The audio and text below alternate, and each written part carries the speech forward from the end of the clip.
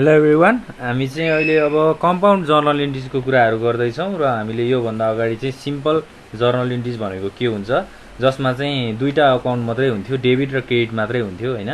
त्यसलाई चाहिँ हामीले सिम्पल जर्नल इन्ट्रिज भनेर भन्थ्यौँ। अब हामीले कम्पाउन्ड जर्नल इन्ट्रिज भनेको चाहिँ के हो भनेर बुझ्नुपर्छ त भन्दा, जस्तै कुनै पनि एउटा डेटमा धेरै खालको एक्टिभिटिजहरू भइरहेको छ होइन, धेरै खालको अकाउन्टहरू आइरहेको छ भने त्यसलाई हामीले कम्पाउन्ड जर्नल इन्ट्रिज भनेर भन्छौँ। जस्तै यसलाई हामीले ल्याङ्ग्वेजमा के भन्न सक्छौँ त भन्दा, when two or more transactions of the same nature takes place on the same date भनेको एउटै समयमा धेरै खालको ट्रान्जेक्सन्सहरू फरक फरक भिन्नता अनुसार आउँछ भने त्यसलाई हामीले कम्पाउन्ड जर्नल इन्ट्रिज भनेर भन्छौँ है। कम्पाउन्ड जर्नल इन्ट्रिज बनाउने चाहिँ अब तीनवटा तरिकाहरू छ है। अब तीनवटा तरिकाहरूमा चाहिँ के छ भन्दा, जस्तै दुई वा दुईभन्दा बढी अकाउन्टहरू आयो भने त्यसलाई डेबिट र क्रेडिट गर्ने होइन। अनि त्यसै गरी अब एउटा अकाउन्टलाई डेबिट गरेर दुईवटा अकाउन्टलाई क्रेडिट गर्ने र अब एउटा अकाउन्टलाई डेबिट गर्ने अथवा एउटा अकाउन्टलाई क्रेडिट गर्ने र दुईवटा अकाउन्टलाई डेबिट गर्ने अथवा दुईवटा अकाउन्टलाई चाहिँ क्रेडिट गर्ने।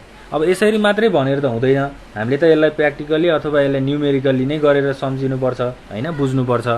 अब के हुन्छ त भन्दा, जस्तै हामीले सिम्पल जर्नल इन्ट्रिजमा चाहिँ के भनेका थियौँ त भन्दा, फर्स्टमा बिजनेस स्टार्ट गर्दाखेरि जर्नल के हुन्छ भनेर हेरेका थियौँ है, स्टार्टिङ बिजनेस। अब कम्पाउन्ड जर्नल इन्ट्रिज अनुसार कस्तो खालको ट्रान्जेक्सन्सहरू हुन्छ त भन्दा, जस्तै राम स्टार्टेड बिजनेस होइन, Ram started business with cash rupees 20,000। त्यसै गरी ब्याङ्क ब्यालेन्स रुपिस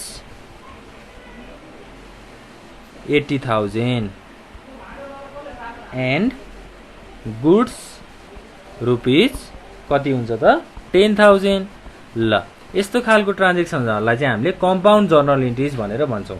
जस्तै एउटै डेटमा के भयो त, यहाँ क्यासबाट पनि बिजनेस स्टार्ट गरियो, ब्याङ्क ब्यालेन्समा पनि हामीले क्यास राखेर बिजनेस स्टार्ट गरियो र 10,000 को सामान इन्भेस्टमेन्ट गरेर पनि बिजनेस स्टार्ट गरियो।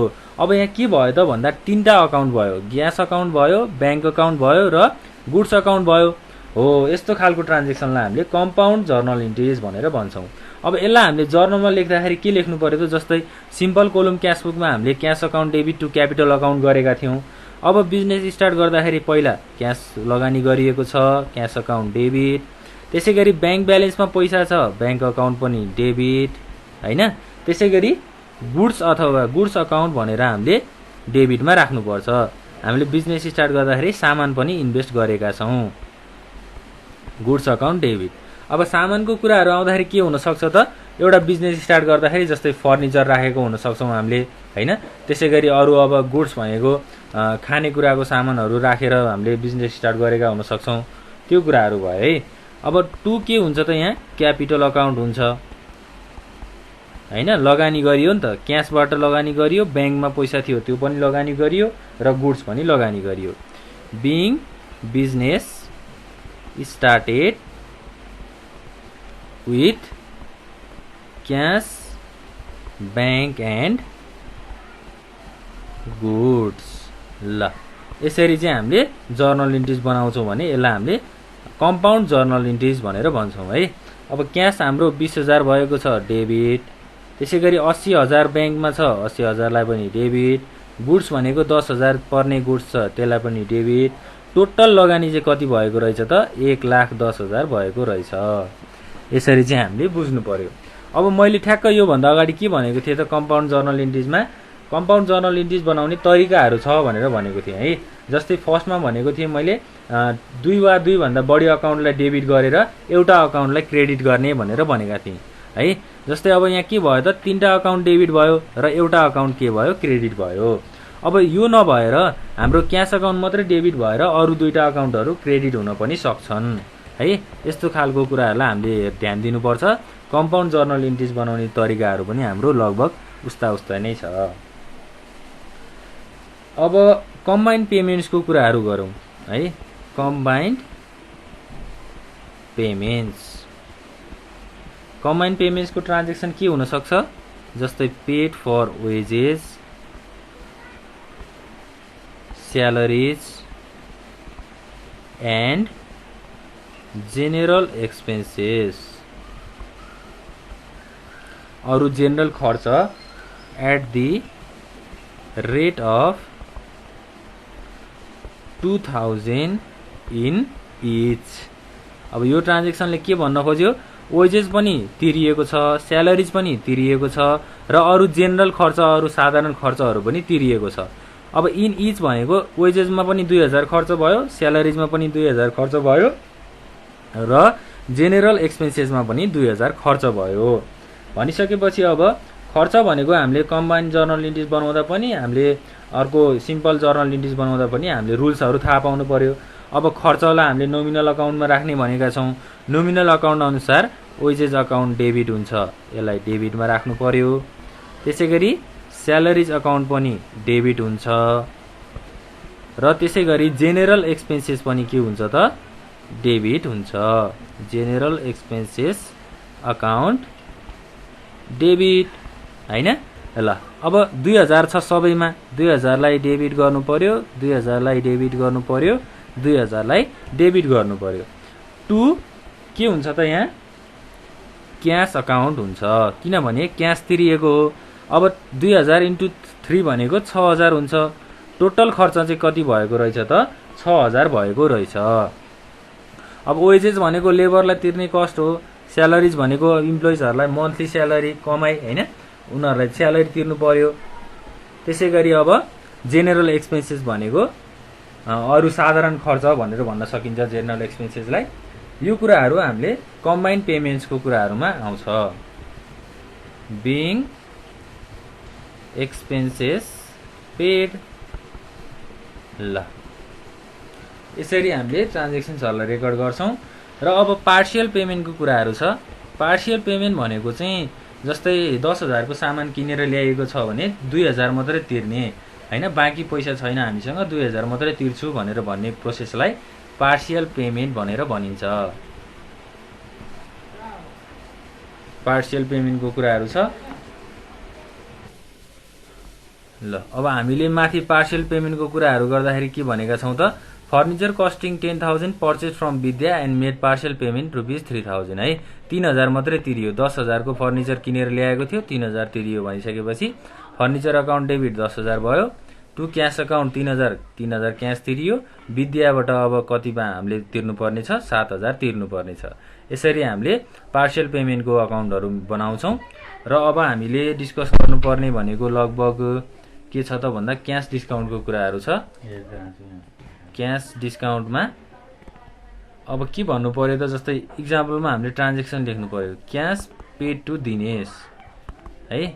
दिनेशलाई क्याश पे गरियो ₹6500 for the payment of cash pay to Dinesh ₹6500 for the amount है, फर दी अमाउन्ट पेएबल ₹7000। 7000 रुपैयाँ दिनेशलाई तिर्नु पर्ने थियो तर हामीले 6500 मात्रै तिर्यौं भनेपछि कति भेरिएसन भयो त त्यहाँ 500 रुपैयाँ भेरिएसन भयो। त्यो 500 रुपैयाँ चाहिँ हामीले डिस्काउन्ट पायौं भनेर भन्न सक्छौं। जस्तै अब यहाँ गुड्सको कुराहरु गरेको छैन। अब दिनेशलाई हामीले जस्तै दिनेशबाट चाहिँ ल अब के किनेर ल्यायौं त भन्दा जस्तै फर्निचर किनेर ल्यायौं हैन। फर्निचर 7000 पर्ने फर्निचर किनेर ल्याएको थियौं। अब हामीले दिनेशलाई जम्मा 6500 रुपैयाँ तिर्यौं भनेपछि त्यो फर्निचरमा हामीलाई डिस्काउन्ट कति मिलेको रहेछ त 500 रुपैयाँ मिलेको रहेछ भनेर हामीले बुझ्न सक्छौं है त। ल अब यसको जर्नल बनाउँदाखेरि के हुन्छ त जस्तै दिनेश अकाउन्ट डेबिट हुन्छ। Dinesh account debit to cash account, cash कति पे गरियो भन्ने कुराहरु क्याश अकाउन्टमा लेख्नु पर्यो र डिस्काउन्ट कति पाइयो भन्ने कुराहरु डिस्काउन्ट अकाउन्टमा क्रेडिट साइडमा लेख्नु पर्यो। Being cash paid and discount received है, डिस्काउन्ट रिसिभ गरियो। ल अब दिनेशले कति पाए त भन्दा 7000 रुपैयाँ डेबिटमा राख्नु पर्यो दिनेशले र अब क्यास हामीले कति तिरेका छौँ 6500 रुपैयाँ तिरेका छौँ र डिस्काउन्ट हामीले कति पायौँ 500 रुपैयाँ पायौँ। क्यास अकाउन्ट र डिस्काउन्ट अकाउन्टलाई हामीले क्रेडिट साइडमा लेख्नु पर्यो र दिनेशले कति गर्यो त 7000 रुपैयाँ गर्यो। त्यो कुराहरू डेबिटमा इन्ट्री गर्नु पर्यो।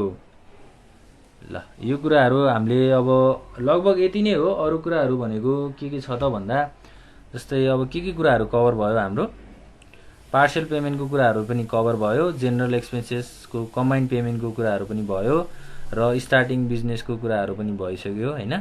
त्यसैगरी अब क्यास डिस्काउन्ट भनेको क्यास डिस्काउन्ट कति पाइयो भन्ने कुराहरू पनि भयो।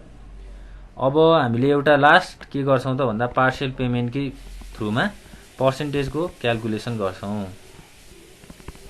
जस्तै machinery purchased of for rupees 40,000 40,000 पर्ने मेसिनरी सामान किन्यौं फ्रम सालिन, आउट अफ विच